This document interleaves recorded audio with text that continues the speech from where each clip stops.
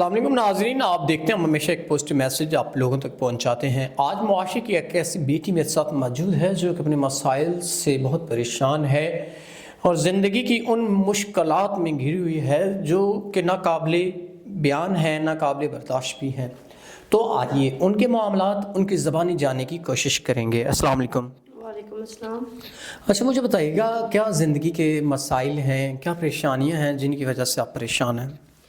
باپ نے قرض کی وجہ سے بیچ دیا اور بہت مشکل سے عزت بچا کے وہاں سے بھاگی، کیونکہ بہت ظالم لوگ تھے، بہت تکلیف دیتے تھے اور کچھ کھانے کو نہیں دیتے تھے، بہت اذیت دی اور ذلیل کر کے رکھ دیا۔ میں بہت مشکل سے جان بچا کے آپ کے پاس آئی اور سوچا کہ اگر کوئی عزت سے نکاح کر لے اور عزت دے تو میں دکھ اور ذلت اور دکھ بھری زندگی کو آسانی میں بدل کر نکاح کروں گی اور عزت کی زندگی جی سکوں۔ مجھے عزت کی زندگی جینا ہے اور خوش رہنا ہے۔ مجھے اگر کوئی نیک مرد ملے تو میں اس سے نکاح کر کے خوشی سے زندگی گزار سکوں گی۔ والد نے بیچ دیا، لعنت ہو ایسے باپ پہ جس نے اپنی بیٹی کو بیچا اور بامشکل جان بچا کے بھاگی۔ نہ وہ کھانے کو کچھ دیتے تھے اور ظلم کرتے تھے، کام کرواتے تھے، بے انتہا ذلیل کر کے رکھا تھا ان لوگوں نے۔ والد نے اپنے نشے کی وجہ سے ان کو بیچ دیا آگے کسی غیر کے ہاتھوں میں، تو بہت بمشکل اور بہت تکلیف دہ مراحل سے گزرتے ہوئے یہ بہن وہاں سے بھاگیں اور اپنی جان بچا کے بھاگیں، اپنی عزت کو بچا کے بھاگیں۔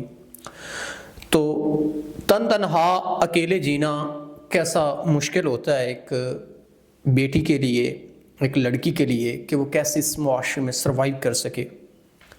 اکیلی ہیں، کوئی نہیں ہے آگے پیچھے جو ان کا سہارا بنے، ان کو تحفظ دے۔ اب اس والد کے پاس تو یہ جانا بھی نہیں چاہیں گی ہرگز جو ان کی عزت کا سوداگر نکلا اور جس نے ان کو بیچ دیا۔ اب ان کو ایک ایسے انسان کی ضرورت ہے جو ان سے نکاح کرے، ان کو تحفظ دے، ان کو عزت دے۔ اگر کوئی ایسا شخص ہے جو عزت تحفظ دے سکتا ہے تو وہ ضرور ان کے ساتھ نکاح کرے تاکہ ان کی تمام تر پریشانیاں بھی کم ہو سکیں اور ان کی عزت بھی بچ سکے۔ ہم نے ہمیشہ اپنے معاشرے میں دیکھا ہے، ہم فضول خرچیاں بھی کر دیتے ہیں بہت سے معاملات میں، تو ہمیں ایسی بہنوں کے حوالے سے ہمیشہ ان کا سہارا بننا چاہیے، ان کو سپورٹ کرنا چاہیے اور ان کو ایسے معاملات سے بچانا چاہیے جو کہ گناہ ہو۔ ہم امید کرتے ہیں کہ ایک انسان اس بہن سے نکاح کر کے ان کے معاملات کو آسان بنائے گا اور ان کی عزت کو بھی بچائے گا اور ان کا محافظ بنے گا۔ تو اسی کے ساتھ اپنے میزبان نواب احمد کو دیں اجازت۔ خدا حافظ۔